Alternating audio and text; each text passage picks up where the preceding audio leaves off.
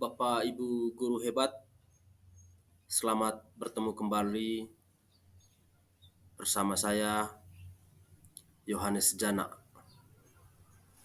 calon guru penggerak angkatan ke-11 Kabupaten Manggarai. Pada kesempatan ini saya akan memaparkan aksi nyata saya di modul 1.4, yaitu diseminasi budaya positif di SMP Negeri 4 Reog. Selamat pagi untuk kita semua. Bagaimana kabarnya hari ini? Baik. Ya, teman-teman guru SMP Negeri 4 Reog yang saya banggakan, tentunya kita perlu panjatkan puji dan syukur kehadiran Tuhan Yang Maha Kuasa, karena atas cintanya kita masih diberi kesempatan untuk bisa berkumpul di sini untuk mengikuti kegiatan diseminasi atau pembiasa.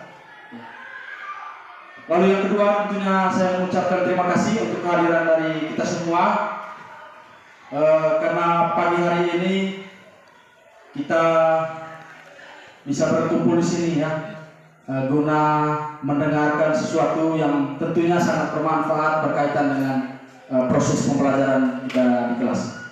Ya, teman-teman sekalian, kegiatan ini dalam bentuk seminar kecil, yaitu diseminasi atau pembiasa tentang materi dalam guru penggerak tentang budaya positif.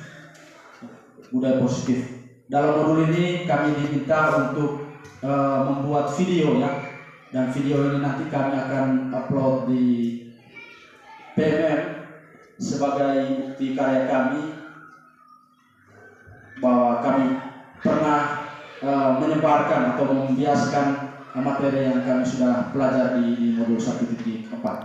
Tentunya selain pembuatan video ini, ya kami juga diminta untuk mempraktikkan beberapa hal penting berkaitan dengan materi di modul 1.4. Ya, aksi nyata modul 1.4 tentang budaya positif, budaya positif.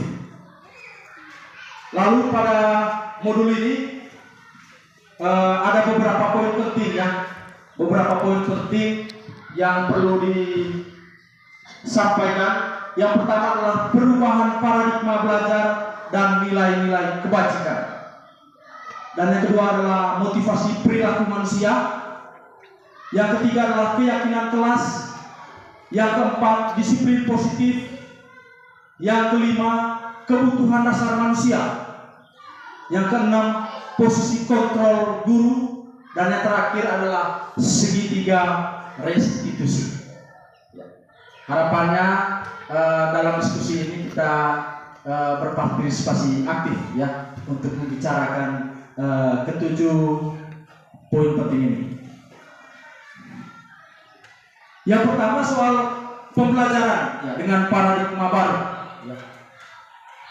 Kalau pola lama mungkin kita harus tinggalkan, tetapi seandainya belum ditinggalkan, untuk perlahan-lahan perlu ditinggalkan untuk pola lama ini. Pembelajaran dengan paradigma baru merupakan pembelajaran yang dirancang berdasarkan prinsip pembelajaran berdiferensiasi, sehingga para peserta didik belajar sesuai dengan kebutuhannya berdasarkan tahap perkembangan sesuai teori psikologi modern untuk mewujudkan profil pelajar Pancasila. Poin yang situ adalah pembelajaran berdiferensiasi, dari kata bahasa Inggris different, yang artinya berbeda. Mengapa perlu paradigma seperti ini? Paradigma seperti ini penting mengingat peserta didik yang pertama itu adalah unik, dan tentunya juga karena keunikannya kita tidak bisa menyamaratakan semua peserta didik, tidak semua. Sehingga untuk itu pelan-pelan kita meninggalkan proses pembelajaran kita yang konvensional ke paradigma baru ini. Bayangkan dalam satu kelas 30 siswa, lalu kita menggunakan metode yang sama, sementara dalam satu kelas itu mungkin ada siswa yang proses pembelajarannya lebih kepada audio, ya, mendengarkan, ada juga yang visual dengan melihat gambar, lalu mungkin ada yang combine, ya, audio dan visual, ya. Sehingga untuk menjawab kebutuhan siswa ini tentunya juga kita harus kreatif untuk melaksanakan pembelajaran berdiferensiasi, ya. Di sini butuh kreativitas kita untuk menyiapkan media supaya bisa diakomodir, ya, dalam satu kelas itu tentang pembelajaran siswa-siswi itu. Lalu yang berikut adalah merubah paradigma stimulus respons ke pendekatan teori kontrol. Ya, kalau stimulus respon, ya, kita kasih stimulus, kita kasih rangsangan ke mereka, lalu ada respon dari peserta didik. Realitas kebutuhan kita itu sama, tetapi ini harus kita pindah ke teori kontrol, yaitu realitas kebutuhan kita itu, ya, berbeda. Seperti kebutuhan belajar itu tadi, pasti berbeda-beda antara peserta didik yang satu dengan peserta didik yang lain. Lalu yang kedua, semua orang melihat hal yang sama. Teori kontrolnya adalah setiap orang memiliki gambaran yang berbeda. Lalu yang berikut, kita mencoba mengubah orang agar berpandangan sama dengan kita. Ya, tentunya kita tidak bisa menuntut orang, ya, harus berpandangan seperti saya, ya. Tetapi kita berusaha memahami pandangan orang lain tentang dunia. Kalau ada perspektif lain dari lawan bicara kita, ya, kita harus bisa terima. Lalu yang berikut adalah perilaku buruk dilihat sebagai suatu kesalahan. Semua perilaku yang dilakukan oleh siswa itu kita lihat buruk, ya, kesalahan. Tetapi kita tidak pernah mencari tahu kenapa siswa tersebut bisa melakukan kesalahan itu. Semua perilaku memiliki tujuan. Ya, tentunya perilaku ini ketika seseorang melakukan sesuatu yang mungkin tidak sesuai dengan apa yang kita inginkan, ya, mungkin dia punya tujuan tertentu, ya. Lalu yang berikut adalah orang lain bisa mengontrol saya, tetapi di ruang hanya ada Anda yang bisa mengontrol diri Anda. Yang berikut, saya bisa mengontrol orang lain, Anda tidak bisa mengontrol orang lain. Untuk perubahannya, pemaksaan ada pada saat bujukan gagal.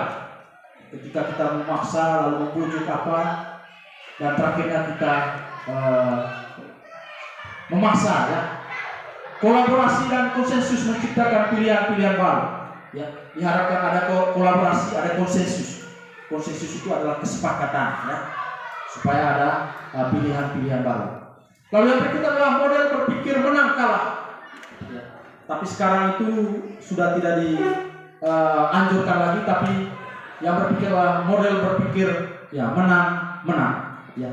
Apalah artinya kalau seorang siswa dapat nilai 10 tetapi perilakunya tidak baik, ya.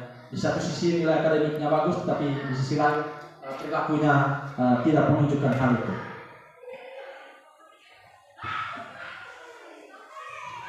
Ya. Lalu kita berbicara tentang disiplin positif, ya. Ketika menyebut kata disiplin, ya, kira-kira apa yang muncul dalam benak teman-teman? Mungkin ada yang bisa jawab. Ketika menyebut kata disiplin, mungkin ada yang bisa bersuara. Oke, terima kasih. Kata disiplin itu yang saya pelajari itu berkaitan dengan tata krama. Misalnya dalam SMP Negeri 4 ini wajib belajar positif itu diberikan kepada seluruh siswa yang berkaitan dengan tata krama itu tadi. Terima kasih. Saya kembali. Iya, disiplin sama dengan, ya, tata krama. Mungkin ada lagi yang lain yang muncul dalam pikiran kita kalau menyebut kata disiplin, Pak Fian? Dari saya, arti kata dari kata disiplin itu sebenarnya aturan untuk membentuk seseorang agar berperilaku sesuai dengan aturan yang dibuat oleh lembaga. Terima kasih. Jawabannya sangat benar, ya. ketika menyebut kata disiplin, ya kita akan yang muncul dalam pikiran kita itu adalah tata krama, keteraturan, ya, mengikuti apa yang sudah ditetapkan bersama. Tetapi di sini disiplin berasal dari kata disiplina, ya. Disiplina dari kata akar katanya kata bahasa Latin ya, disipla, yang artinya belajar, ya, belajar. Sehingga disiplin mengacu pada disiplin diri yang memiliki tanggung jawab terhadap apa yang dilakukannya berdasarkan nilai-nilai yang diyakini. Ya.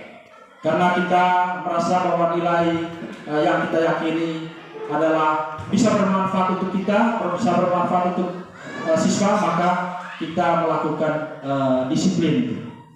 Lalu disiplin positif merupakan salah satu cara penerapan disiplin yang bertujuan untuk menumbuhkan kesadaran serta memperdayakan peserta didik tanpa imbalan. Ya, ini yang penting adalah ketika kita menerapkan sebuah disiplin, tentunya yang diharapkan bukan penghargaan atau rewards, ataupun bukan karena ancaman atau karena takut dipukul atau punishment, ya. Tetapi diharapkan disiplin itu betul-betul datang dari hati kita, bahwa kita memang memiliki nilai-nilai yang baik dalam diri untuk bisa berkembang, ya, untuk bisa berkembang ke arah yang lebih baik. Lalu adapun tujuannya adalah sebagai pendidik, tujuan kita adalah menciptakan peserta didik yang memiliki disiplin diri, sehingga mereka berperilaku mengacu kepada nilai-nilai kebajikan universal, ya, kebajikan universal atau kebajikan umum, ya, yang berlaku bukan untuk hanya satu orang, tetapi untuk semua orang. Ya, sebut saja disiplin itu, ya, tidak mungkin berlaku untuk kepala sekolah saja, atau disiplin itu berlaku untuk guru-guru. Ya, tapi itu nanti muaranya terciptanya nilai-nilai kebajikan universal atau nilai-nilai kebajikan umum yang tentunya bisa diterima oleh semua orang dan memiliki motivasi intrinsik dalam perubahan perilaku ke arah yang lebih baik. Ya. Perilaku motivasi intrinsik maksudnya motivasi yang hadir atau yang datang dari dalam diri kita sendiri. Ya. Bukan karena motivasi ekstrinsik, artinya dari luar, ya.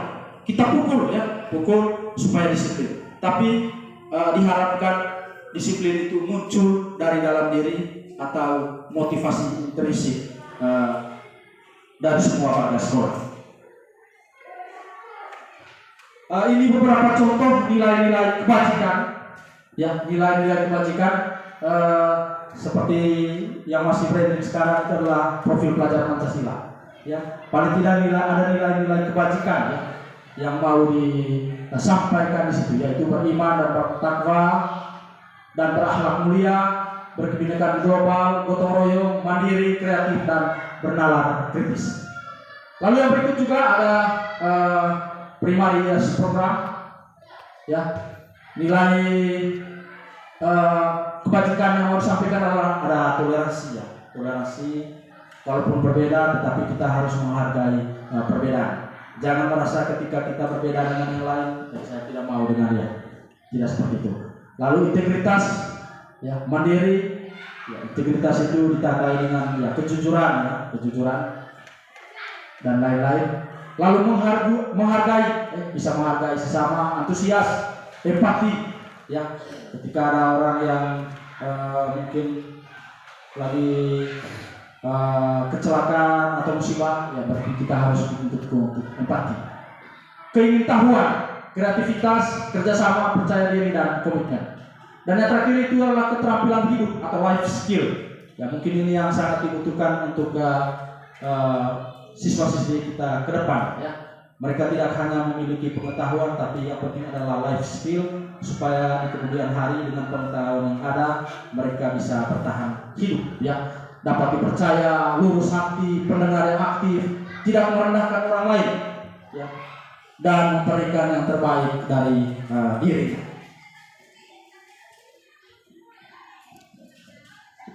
Lalu kita lanjut ke kebutuhan dasar manusia. Ya, kebutuhan dasar manusia. Ya. Mungkin teman-teman juga sudah pernah mendengar ini ya, mendengar ini tentang kebutuhan dasar manusia. Kalau menurut teman-teman mungkin bisa sampaikan idenya, kira-kira kebutuhan manusia itu apa saja? Bisa disebutkan. Kebutuhan dasar manusia. Ibu Nuni mungkin. Pano, kebutuhan dasar manusia. Kebutuhan dasar manusia itu yang pertama itu makanan sebagai sumber kehidupan, air, yang sayur-sayuran, itu kebutuhan dasarnya manusia. Tapi dalam bidang pendidikan, manusia itu perlu belajar untuk menambah wawasan sehingga dia mampu menerapkan hidupnya dalam keseharian. Ya, terima kasih kepada Pak Noh yang sudah memberikan ide tentang kebutuhan dasar manusia. Mungkin ada lagi yang lain? Kebutuhan dasar manusia. Ya, mungkin waktu SMA kita juga pernah mendengar tentang kebutuhan manusia ya. Pak Fiat. Baik, terima kasih. Kebutuhan dasar manusia ini adalah kebutuhan yang memang secara hakiki itu sudah ada dalam diri seseorang, yang bagaimanapun kebutuhan itu adalah untuk menunjang kehidupan seseorang atau manusia dalam arti intinya. Bahwa kebutuhan contohnya seperti yang disampaikan oleh Pak Ano tadi, bahwa pendidikan itu adalah dasar untuk suatu perubahan bagi manusia itu sendiri. Kita tepuk tangan untuk Pak Fiat. Mungkin ada lagi selain ya Ibu Elva. Baik, terima kasih atas kesempatan yang diberikan. Kalau karena saya akan materi tentang ini, kalau tentang kebutuhan dasar manusia itu, kalau dari segi kebutuhannya saja itu ada tentang kebutuhan menurut tingkat intensitasnya. Menurut intensitasnya itu adalah kebutuhan menurut tingkat kepentingannya. Menurut tingkat kepentingannya atau intensitasnya ini ada 3. Yang pertama seperti yang disebutkan Pak Ano tadi, yang dicontohkan seperti makan, minum, itu masuk ke dalam kebutuhan primer. Kebutuhan primer itu adalah kebutuhan yang tidak dapat ditunda pemenuhannya, tidak bisa ditunda. Kalau itu ditunda, maka bisa mengganggu kelangsungan hidup manusia. Kemudian kebutuhan menurut intensitas yang kedua adalah kebutuhan sekunder. Kebutuhan sekunder itu adalah kebutuhan yang kedua setelah kebutuhan primer terpenuhi. Kebutuhan utama terpenuhi seperti makan, minum, baru masuk kebutuhan sekunder seperti misalnya isi di dalam rumah, kasih alat rumah tangga gitu. Kemudian yang ketiga adalah kebutuhan tersier. Itu adalah kebutuhan akan barang-barang mewah gitu. Tapi kita harus bisa membedakan. Di sini kan tentang kebutuhan dasar. Di sana tadi ada keinginan, Pak, dikatanya di situ tadi. Bedakan antara kebutuhan dengan keinginan. Gitu. Kalau kebutuhan itu tidak bisa ditunda pemenuhannya, tapi kalau ditunda bisa mengganggu kelangsungan hidup manusia. Tapi kalau keinginan itu bisa ditunda pemenuhannya. Itu. Ya, terima kasih kepada Ibu Elva. Kita tepuk tangan dulu untuk Ibu Elva. Kurang lebihnya yang saya tangkap dari Ibu Elva ada 3 kebutuhan ya, primer, sekunder dan tersier. Lalu di luar itu juga ada kebutuhan lain atau ada keinginan. Ya, terima kasih. Apa yang kita sampaikan ini bisa diterima semua ya. Tetapi di sini saya akan coba memberikan ya, coba menjelaskan. Ternyata kebutuhan manusia itu ada 5. Ya, kebutuhan manusia itu ada 5. Dan ternyata apa yang dilakukan oleh manusia sekarang ini untuk memenuhi 5 kebutuhan ini. Ya, 5 kebutuhan ini. Tentunya ini bukan pendapat saya, ini pendapat para ahli ya. Ini 5 kebutuhan dasar manusia. Berdasarkan teori yang disampaikan oleh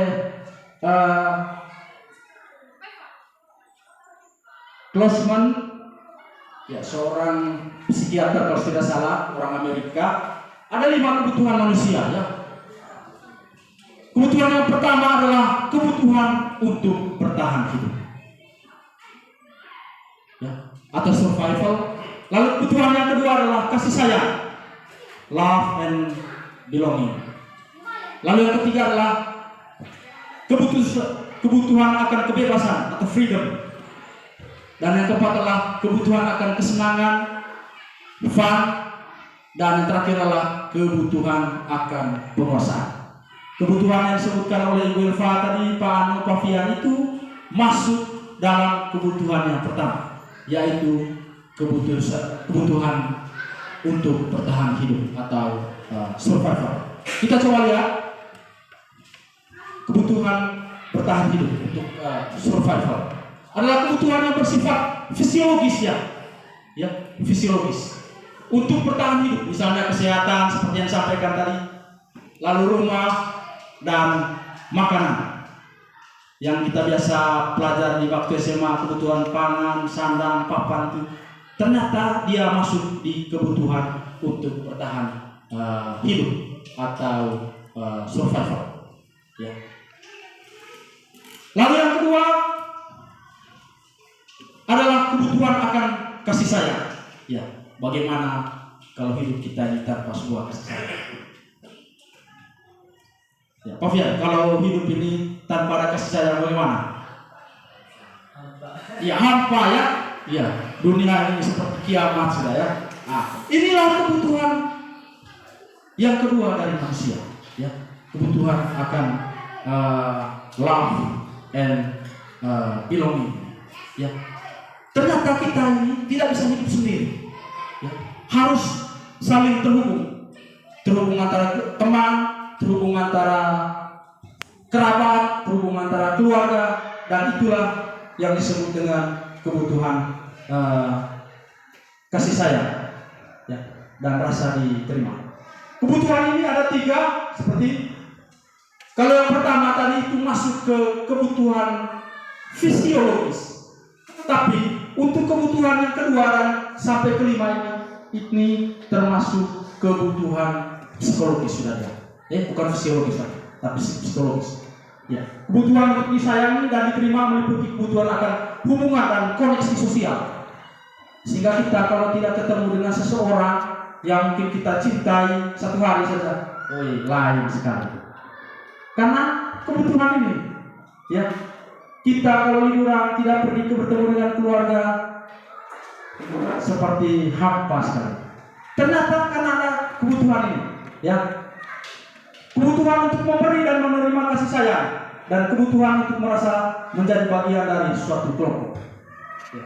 Kalau saya tidak diterima di suatu kelompok, pasti saya akan merasa tersingkirkan, ya. Nah, tetapi kalau diterima, kita datang ke kelompok itu, mereka welcome, pasti kita juga akan merasa senang. Kebutuhan ini juga meliputi keinginan untuk tetap terhubung dengan orang lain, seperti teman, keluarga, pasangan hidup, ya. Sehingga kalau tidak terhubung dengan keluarga mungkin ya tidak bagus juga, ya. Teman kerja, mungkin dengan binatang peliharaan juga, ya. Nah, kalau tidak lihat anjing kesayangan kita satu hari saja, ya pasti kita akan berpikir, saya harus pulang ke rumah untuk bisa bertemu dengan anjing kesayangan saya. Dan kelompok di mana kita tergabung, ya. Sehingga itu adalah kebutuhan yang kedua yang disebut kebutuhan psikologis. Lalu yang ketiga, ini juga adalah kebutuhan psikologis tentang penguasaan, ya. Kebutuhan pengakuan atas kemampuan.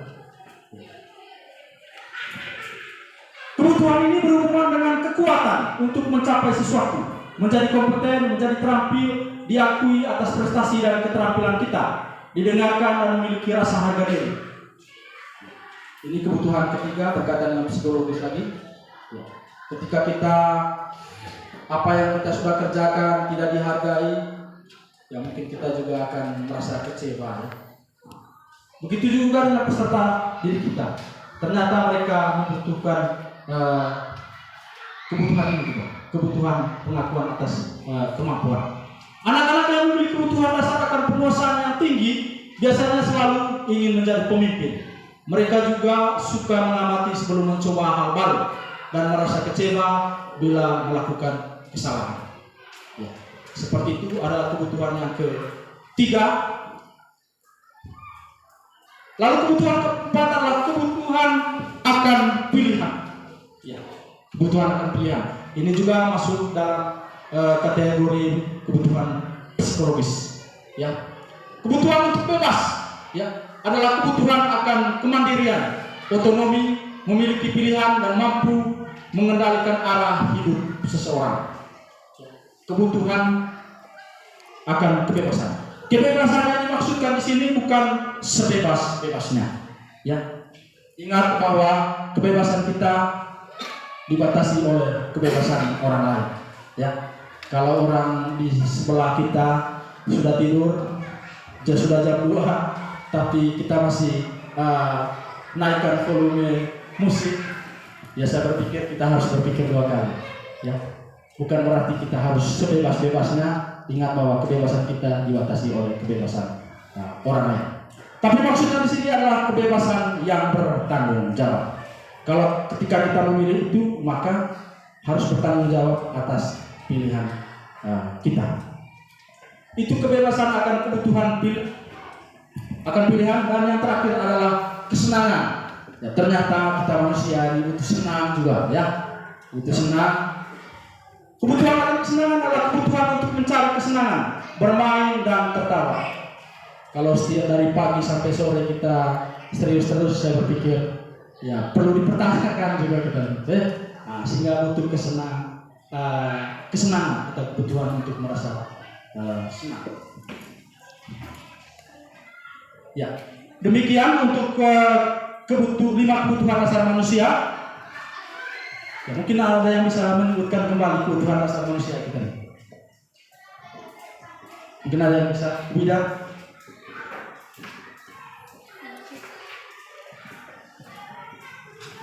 Terima kasih atas waktu dan kesempatan yang diberikan. Jadi kebutuhan dasar manusia itu tadi ada 5. Yang pertama, kebutuhan untuk bertahan hidup. Yang kedua, kebutuhan akan kasih sayang. Yang ketiga, kebutuhan pengakuan atas kemampuan. Dan yang keempat, kebutuhan akan pilihan. Dan yang terakhir, kebutuhan akan kesenangan. Terima kasih, saya kembali.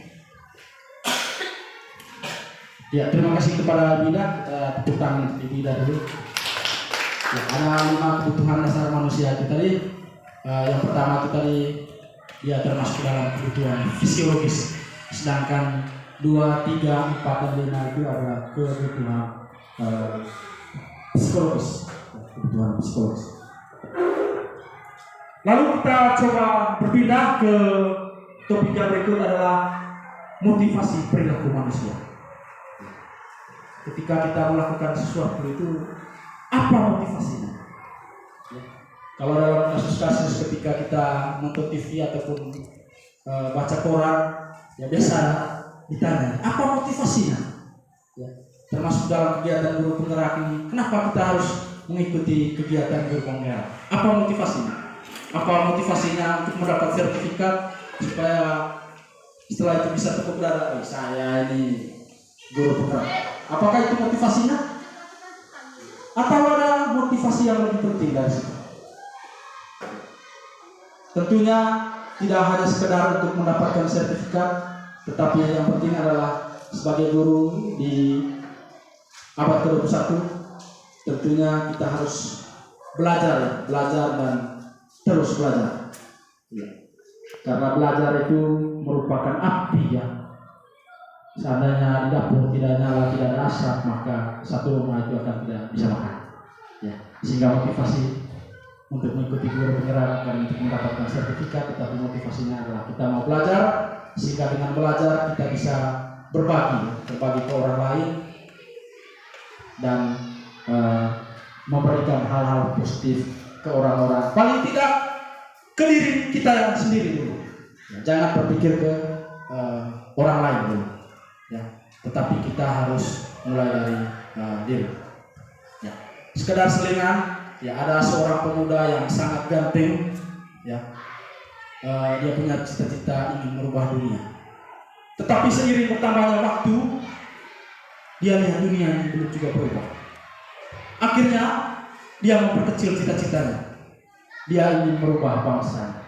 Tetapi perlahan-lahan dia lihat bangsanya juga tidak berubah, sementara usianya semakin bertambah. Akhirnya dia mengecilkan cita-citanya, ingin merubah masyarakat yang ada di sekitarnya. Tetapi seiring berjalannya waktu, masyarakat di sekitarnya juga tidak mau berubah, sementara usia sudah bertambah. Akhirnya dia berpikir lagi, saya harus merubah keluarga kecil saya.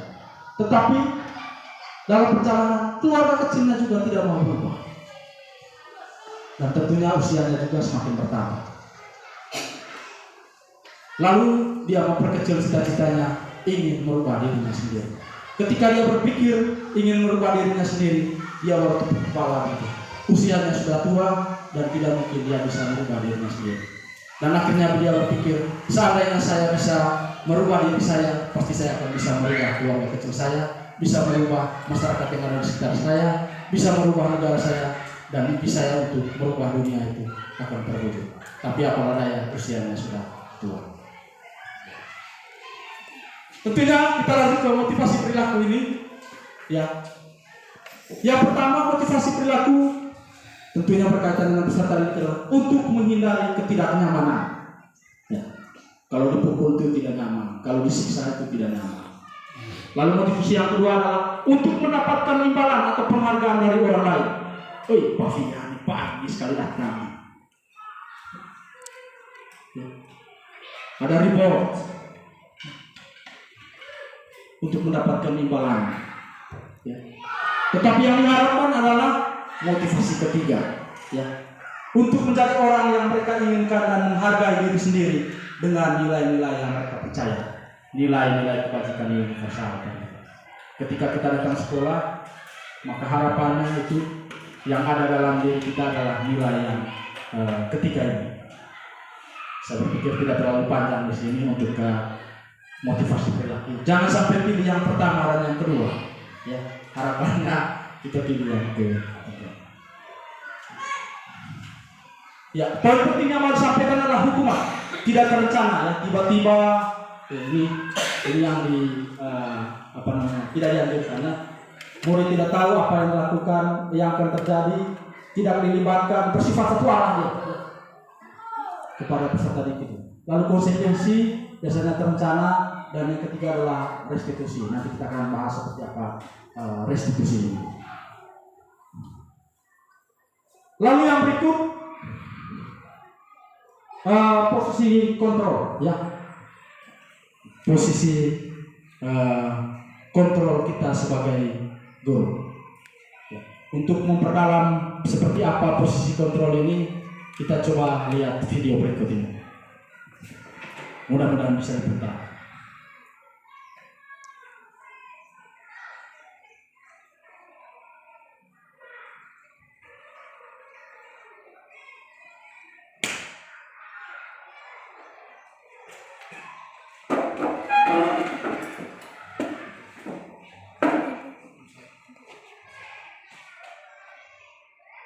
Bluetooth mode.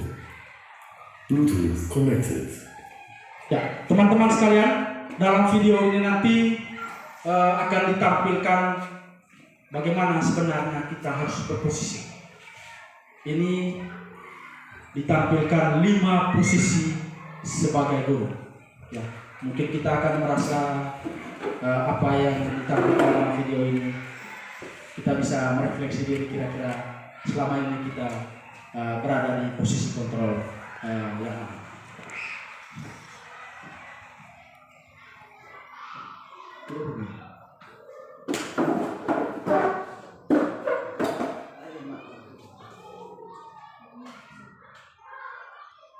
Bluetooth mode.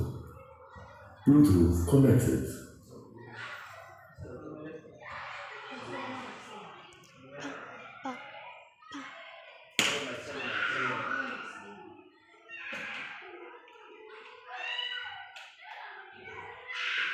Bluetooth mode. Waiting for connection.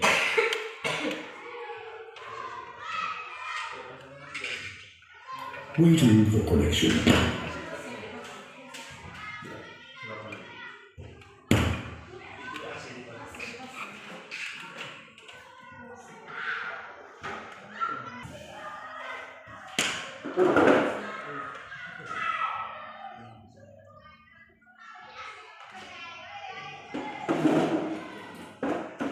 Didik agar dapat mengenali dirinya. Pada video kali ini, kita akan membahas tentang 5 posisi kontrol yang dikembangkan oleh Diane Gosser dan contoh penerapannya.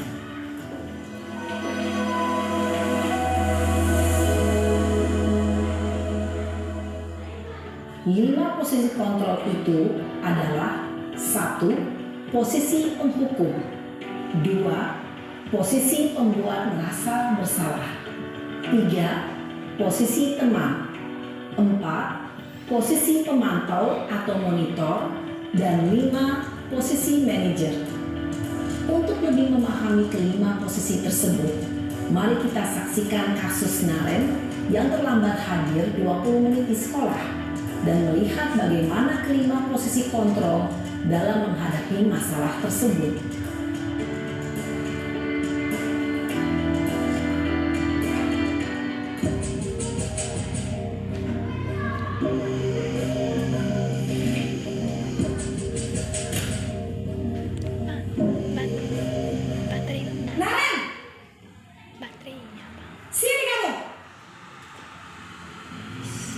Selamat pagi, Bu. Selalu terlambat. Kamu deh, pasti terlambat. Maaf, Bu. Saya... Apa? Apa coba? Alasan kamu apa lagi? Kapan sih kamu tidak terlambat? Malas sekali ya kamu jadi anak. Saya... Dasar pemalas. Gak kapok-kapok sih kamu. Sudah berapa kali terlambat? Sana, kamu keliling lapangan basket 2 kali. Kenapa saya harus keliling lapangan basket, Bu? Kenapa? Kamu melawan ibu. Berani-beraninya jawab. Sudah terlambat, masih berani jawab pula. Sekarang, keliling lapangan basket 5 kali sekalian. Biar kapok. Cepat. Pergi sana ke lapangan basket. Posisi menghukum biasanya berbicara dengan nada tinggi, menghardik, menunjuk-nunjuk, menyakiti, dan menyindir. Hukuman bisa berupa fisik maupun psikis. Ibu dan bapak guru hebat. Dampak yang terjadi pada murid ketika guru berada pada posisi penghukum adalah murid cenderung akan memberontak, bahkan menyimpan dendam.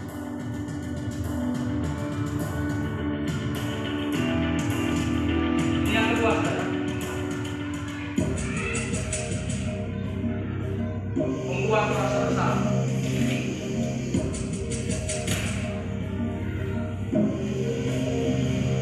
Naren!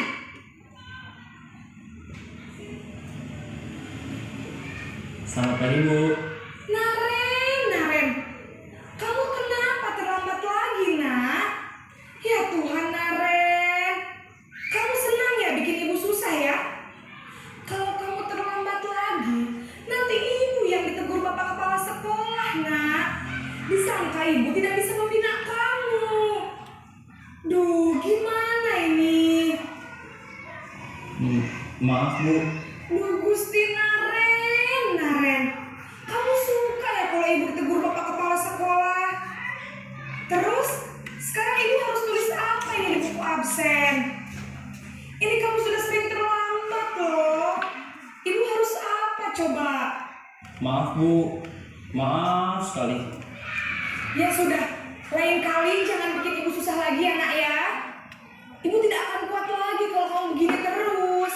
Bisa jantungan kalau ibu ditegur bapak kepala sekolah. Sana cepat kelas. Maaf ya, Bu. Maaf sekali.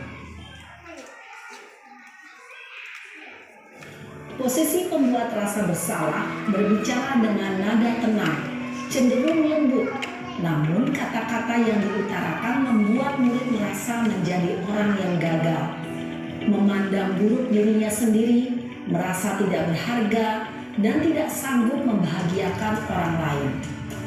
Ketika guru mengambil posisi pembuat rasa bersalah, murid akan menganggap dirinya yang bersalah dan ia akan menyimpan emosi negatif tersebut di dalam dirinya. Ini kalau kita memperlakukan siswa sebagai teman.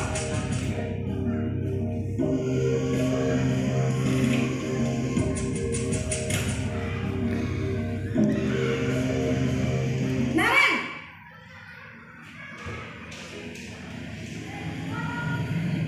Selamat pagi, Bu. Wah, sudah jam berapa ini, Nak? Terlambat lagi ya, sayang? Iya, Bu. Habis ibu saya lupa bangunkan saya, Bu. Kamu malah menyalahkan ibu kamu. Kamu bukannya anak yang larinya paling kencang. Kok terlambat sih? Iya, Bu. Saya memang terlambat bangun tadi. Jadi, biarpun saya lari kencang, tetap gak terkejar, Bu. Ya sudah sana. Nanti lain kali larinya lebih kencang lagi ya. Biar gak terlambat lagi. Bikin senang ibu. Demi ibu. Bisa kan? Bisa lah, Bu. Ya sudah sana masuk kelas.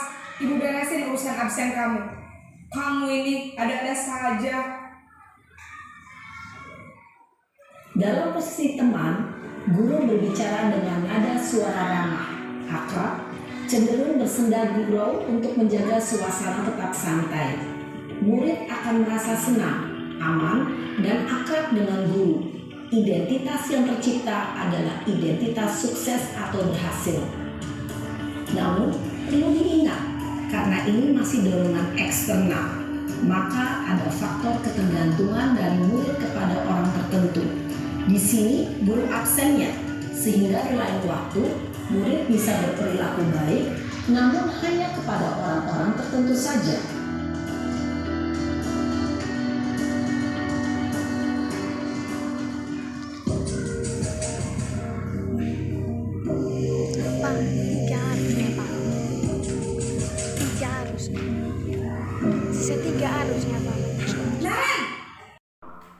Kemudian yang kedua adalah posisi sebagai manajer.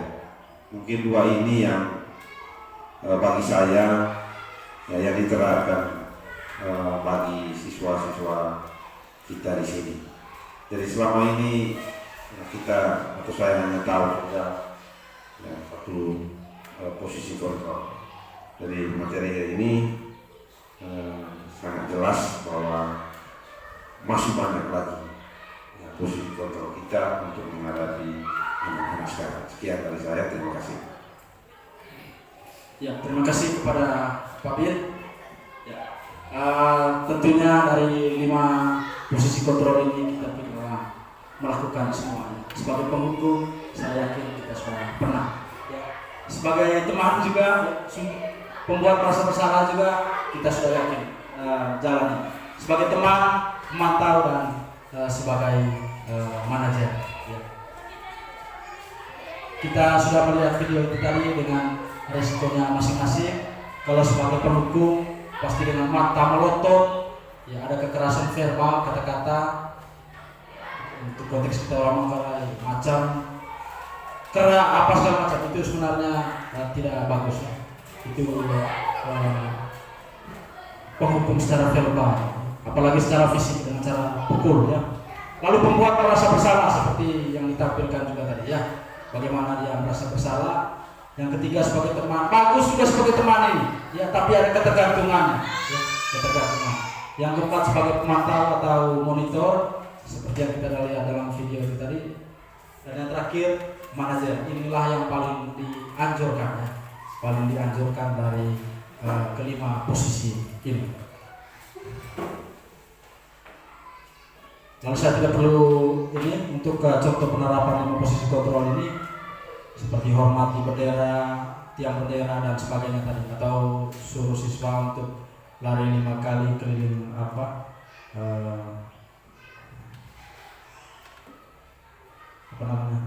lapangan basket ya.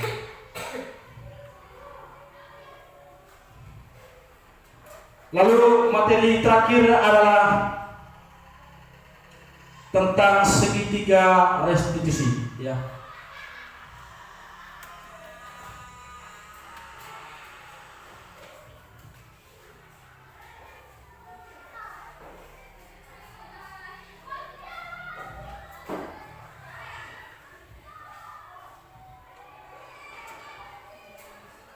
Ini restitusi, mungkin istilah ini baru untuk kita.